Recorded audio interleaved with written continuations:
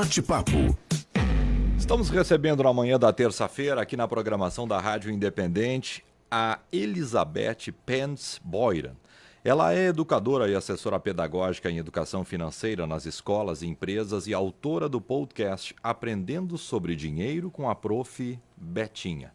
E nós vamos falar sobre o terror dos brasileiros, que é a falta de dinheiro. Será que é possível economizar mesmo, às vezes até ganhando pouco, daqui a pouco, sei lá, 1, 2 salários? Será que é possível? Ela vai nos explicar, ela tem a solução dessa matemática. Prof. Betinha, bom dia. Bom dia, Moisés, bom dia, ouvintes, bom dia, Aline, que está conosco nesse programa, que aqui na nossa região tem muitos ouvintes. E que bom falar desse assunto, né, Moisés? Como assim? Será que tem solução? Ganha muito, ganha pouco? Será que a questão não está na forma como a gente gasta, independentemente do valor que a gente recebe? Será que é por aí? Bom, vamos começar falando da receita do bolo, então. Tem uma receita, ganho tanto, gasto tanto, guardo tanto, ou isso vai depender da realidade de cada família? Aqui tem um ponto bem interessante. Cada família é um contexto e cada pessoa é uma singularidade. Apesar das pessoas viverem em famílias, cada um tem uma tendência a um certo comportamento.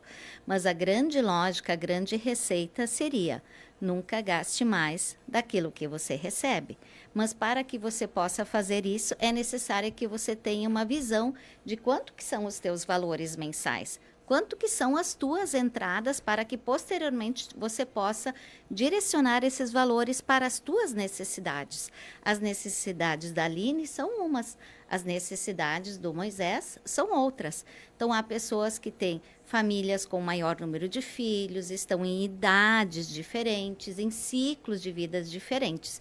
Então, nesse intuito, a gente precisa perceber que grupo familiar é esse, que, na verdade, há uma grande dificuldade das pessoas saberem exatamente o quanto elas recebem.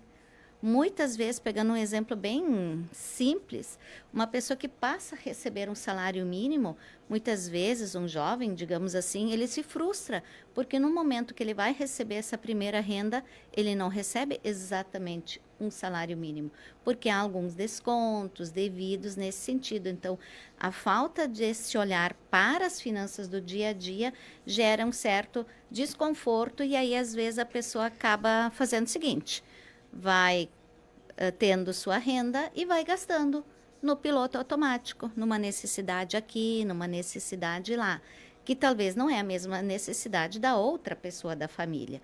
Então, esse é um assunto bastante delicado e ele precisa ter esse olhar, como a gente diz, é quase um óculos de educação financeira para primeiramente perceber quanto que eu ganho. Segundo ponto, quais são os meus gastos? Que gastos são esses? Eles são gastos essenciais ou são gastos não essenciais? Entre os essenciais são aqueles que nós precisamos para gerir o nosso dia a dia, como a conta da água, a conta de luz, a questão da telefonia, talvez o estudo dos filhos, o preço dos combustíveis, deslocamentos, entre tantas demandas que são contas fixas. E aí tem um ponto interessante. Nem sempre as famílias acabam tendo, ou empresas, inclusive, especialmente quando uma empresa é pequena, uma MEI, por exemplo, é importante ter ciência quais são os dias que essas contas vencem. O ideal seria um calendário e eu poder perceber que dias do mês eu preciso de maior demanda financeira para dar conta, para evitar o quê? Atrasos, juros e outras situações desconfortáveis nesse universo. Prof, importante a gente falar sobre, me parece que quando tu faz um rascunho ou quando tu tem uma planilha e tu organiza entradas e saídas, lá no cômputo final o resultado é diferente. O povo brasileiro não tem essa característica de conversar, de anotar, de programar. Tu falas em relação à entrada e programar aquilo que vence no dia 8 ou depois do dia 10. Por que, com tanta experiência, por que a gente não anota? Por que a gente conversa pouco sobre contas e entradas? É porque é uma questão cultural. É uma questão muito cultural e parece que quando eu falar em dinheiro, em contas, digamos assim, eu estou, digamos, abrindo uma parte, né, de uma dor, talvez, que eu tenha no meu dia a dia. Isso deixa as pessoas desconfortáveis. E não deveria. Na verdade, deveria ser um assunto do nosso cotidiano, do nosso dia a dia. Porque muitas vezes as pessoas, eu diria assim, praticamente pouca parte da população brasileira anota as suas entradas e os seus gastos. Isso é um ponto crucial. Uma planilha, um caderno, um aplicativo, a forma como você queira fazer o caminho do dinheiro, eu gosto de trazer essa expressão, caminho do dinheiro, ela acaba fazendo com que as pessoas se sintam desconfortáveis para falar sobre, porque existe uma coisa de você querer muitas vezes ostentar um padrão de vida que não cabe no teu orçamento. E isso faz com que as pessoas às vezes tomem essas decisões. Então, digamos assim, infelizmente os dados de inadimplência, dessas questões todas que vêm por aí, é porque as pessoas não têm o hábito de anotar todas as entradas, todas as saídas e usando essas planilhas. Mas como é que eu faço essa virada de chave? Porque aí está um ponto crucial. A matemática financeira vai te dar essa radiografia, se sobrou ou não sobrou no final do mês. E principalmente não é uma questão de sobrar, é uma questão de olhar diferente para o valor que tu ganha e poder, eu uso a expressão assim, quase que sequestrar um valor, se possível, dentro das demandas, mas que tu guarde isso para uma reserva de emergência. Qual é o percentual? Normalmente a gente recomenda que seja 10% do percentual da tua renda. Mas, na verdade, não importa exatamente se tu consegue guardar este valor. O importante é você começar. Muitas vezes as pessoas nos perguntam, mas em casa as contas estão tão difíceis, eu não consigo guardar 10%. Guarda R$ 20 esse mês, guarda mais 20 no próximo. A gente sempre tem que pensar em todas essas características, né? Nesses contextos diversos. Lá no final de 10 meses você terá 200 guardado. Mas como eu posso guardar isso de um jeito diferente? Comprando melhor, recusando um certo produto, porque se hoje eu vou me privar de algo, eu vou ter uma recompensa maior lá no futuro. Então, essa é a questão que a gente é bombardeado diariamente por muitos impulsos, sejam por parte dos amigos, sejam por parte das redes sociais, e o nosso comportamento, digamos, olhando pelo viés da psicologia econômica, a gente tem uma tendência muito grande de sermos imediatistas e atendermos o eu hoje, e não o nosso eu futuro. Então, um pouco nesse sentido da sociedade imediatista, contemporânea agora, ainda mais com os jovens, que eles querem viver o hoje e não pensar no amanhã. Prof. Beth, vamos pensar agora para quem, Prof. Betinha, para quem nos acompanha e está olhando para suas finanças, está pensando sobre isso, qual é a regra? É anotar toda vez que vai no mercado? Tem alguma forma de economizar? A gente sabe que o mercado é a dor da maioria dos brasileiros e a nossa audiência não é diferente, tem sido assim. Então, tem alguma dica para quem nos acompanha para tentar fazer sobrar que seja esses R$ 20? É ir no mercado apenas, sei lá, uma vez por semana, uma vez por mês? Como controlar tudo isso? Porque eu imagino que a rotina das pessoas tenha sido cada vez mais também bombardeada por demandas, inclusive de trabalho, a fim de ganhar mais. E aí, nessa vibe, eu imagino que tem gente trabalhando mais e gastando a mesma coisa, ou ganhando a mesma coisa, então está se trabalhando mais e, na verdade, não está sobrando nada. Na verdade, são duas questões.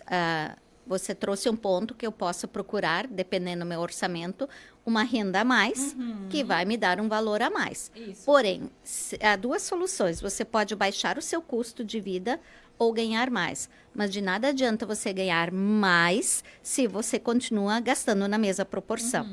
Aline, vamos ao mercado, por exemplo.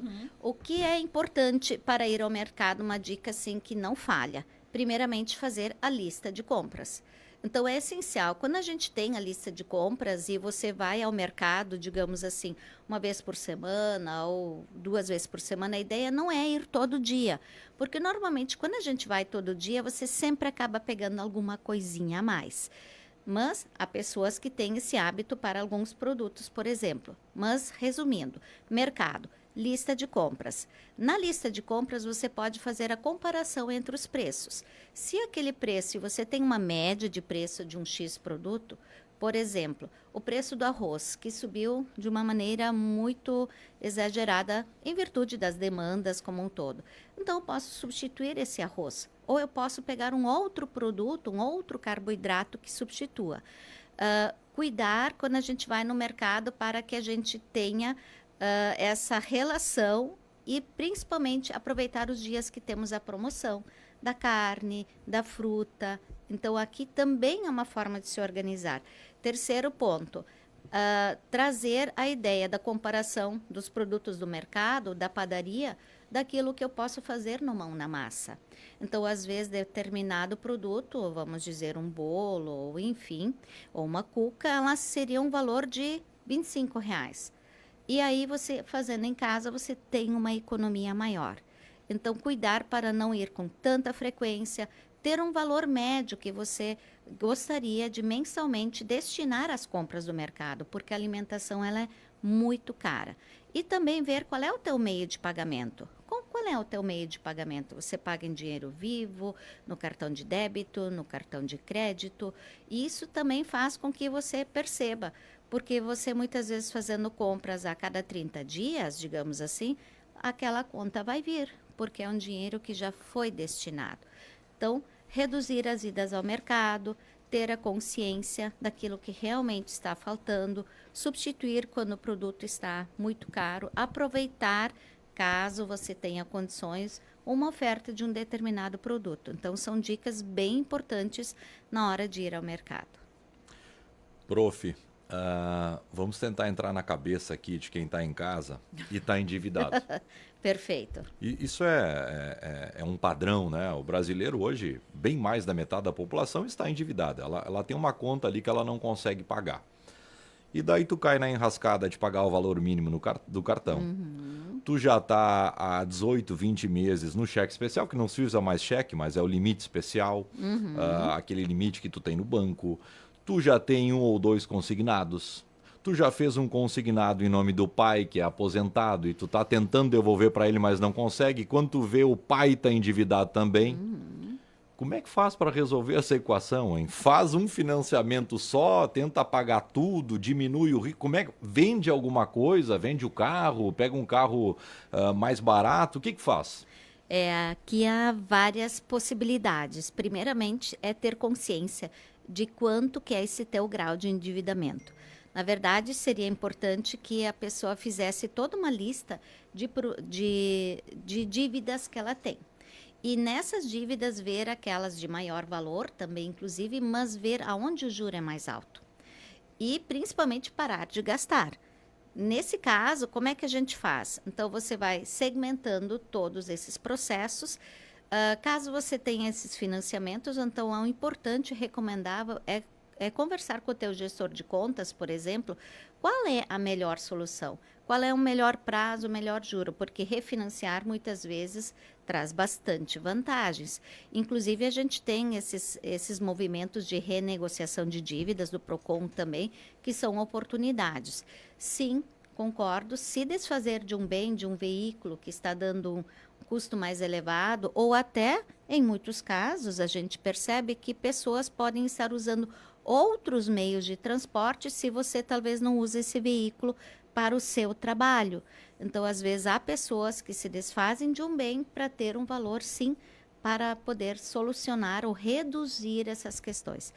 Com certeza é algo que não é de imediato, é algo que precisa também ser conversado com a família e que você possa reduzir. Então, normalmente se leva um período mais longo para organizar essas dívidas e fazer, então, um planejamento de programação, para que aos poucos a gente possa ter mais qualidade de vida, para que a gente possa mudar o seu comportamento. E mudar o comportamento é algo muito difícil. Então, esse é o olhar. Ver as dívidas, ver quais são os mais elevados e, com certeza, um grande sonho da maioria dos brasileiros e das pessoas com as quais eu trabalho é, literalmente, sair das dívidas. E sair das dívidas faz com que a gente tenha que fazer esse raio-x, essa radiografia, se conscientizar, observar teu comportamento, organizar a forma como você pode solucionar isso e principalmente preparar uma estratégia. O que eu vou estar pagando agora? Às vezes não adianta fazer o consignado do consignado, que é o que muitos brasileiros fazem.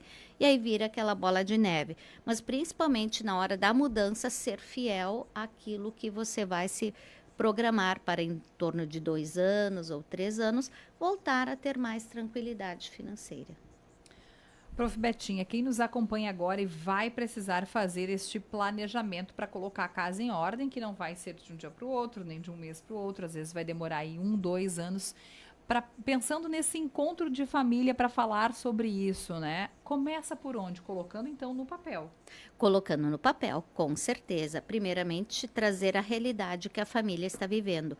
Porque muitas vezes um gasta mais, outro gasta menos e não se sabe toda essa realidade. E o dizer o não é algo muito difícil, que não pode.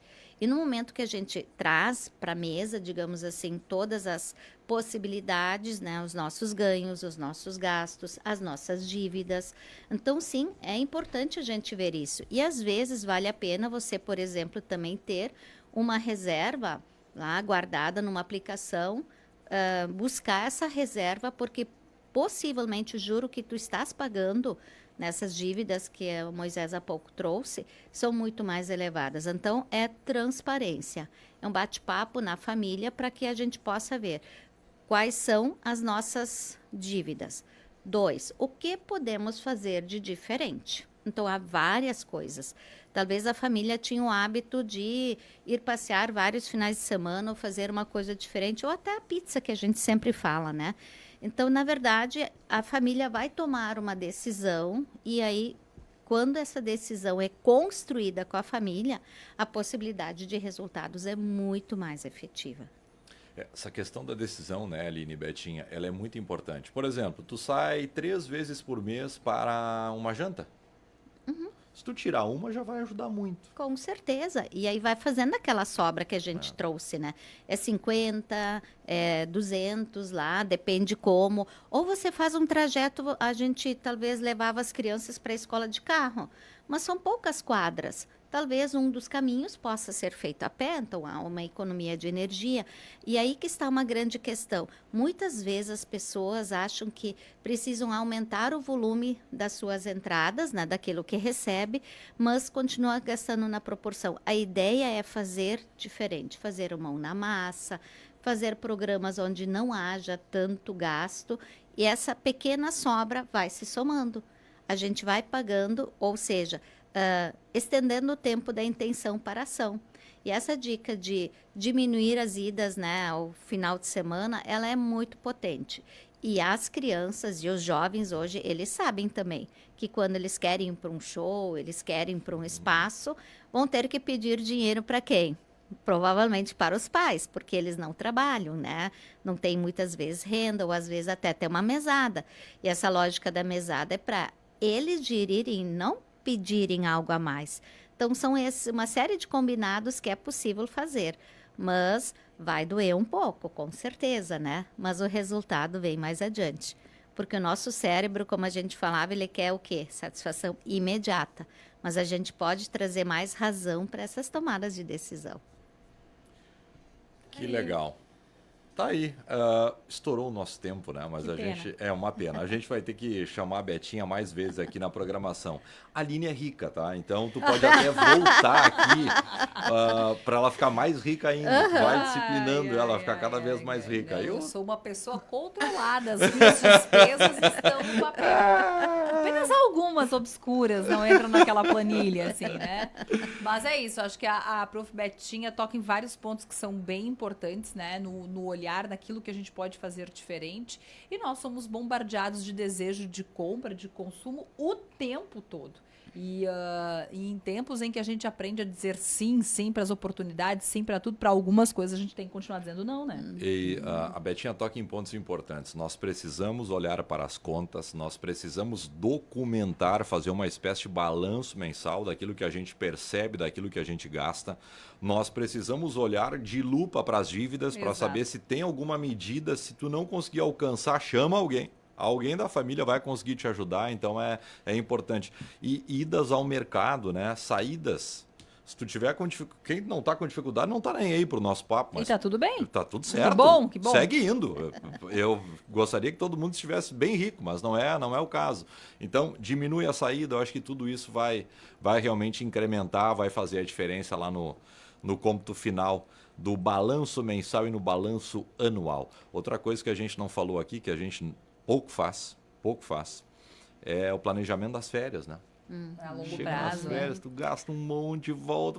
Mas que loucura! A gente não faz, precisa ter uma reserva. Nós estamos vivendo um momento de falar muito mais sobre isso, né? Nós temos dificuldade de falar, e a Prof. Betinha está aqui com expertise para falar sobre isso, de dinheiro, de cobrança, de orçamento. As mulheres muito mais, né? Eu li esses dias aqui no Papos de Mulher uma fala na Forbes Mulher, trazendo justamente como as mulheres têm dificuldade de fazer seu orçamento, de fazer sua cobrança, de se posicionar, né? Como a gente ainda está engateando nesse aspecto. Então, falou em dinheiro, parece que a gente está falando de algo que é constrangedor. E que, na verdade, não é. É o desejo de todos nós, né? Que seja minimamente para pagar as contas e viver tranquilo. É o nosso desejo. Então, a gente tem que falar sobre isso. Exato. E a classe C, principalmente a classe C- e a classe D, Aline, que às vezes não tem luz no fim do túnel, é aquela questão da rendinha extra. É cuidar do idoso, é cortar de uma grama, é fazer um bico no fim de semana. Vai fazer toda a diferença. Exato. Tu paga a luz, tu paga a água, tu faz o ranchinho, aquele que não estava tão programado, já cria uma reserva. Então tudo isso é importante. Betinha, muito bom. Nem conseguimos falar dos bonecos aqui. Na próxima. Poxa, na próxima próxima a vez. gente vai ter que falar dos bonecos aqui. A Betinha veio armada aqui com toda a turma dela. Que legal. Que legal. Betinha, Legal. muito obrigado, tá? Muito obrigada a vocês. Eu acredito que falar sobre dinheiro não pode ser algo que paralisa. Deve ser algo que mobiliza. Então, aquele banho mais curto, todas essas questões que vocês trouxeram, é possível sim, com muito ou pouco, fazer outras escolhas. Então, isso vai dar um resultado bem positivo. Muito obrigada, ouvintes. Obrigada, Aline. Obrigada, Moisés, por a gente poder trazer com mais naturalidade essas ideias que vão com certeza fazer diferença. Além daquelas contas que agora o pessoal pensa lá na questão do imposto de renda, todos sabemos que ele vem num momento, como as férias. Então é uma questão de se programar. Muito obrigada e espero que tenha ajudado um pouquinho a refletir sobre esse assunto e que seja muito menos tabu falar sobre isso. Com Que legal. certeza.